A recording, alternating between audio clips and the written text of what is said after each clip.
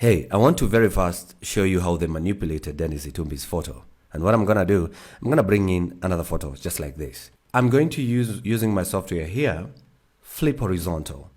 So what this means is that when you flip it, it's like you're looking at the photo from the back. So meaning the left going to be the right and the right going to be the left. So let's flip it. Boom, there you have it. Anyway, let me use another photo. Now, we are here, actually. This is me, the gentleman in red.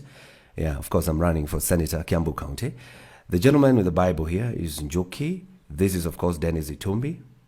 This is Dennis Ndumbi, the gentleman in yellow from New Bridge Chapel. And this is Modoni. Now, Modoni is holding her phone with her right hand. Dennis' right hand. My right hand is in the pocket.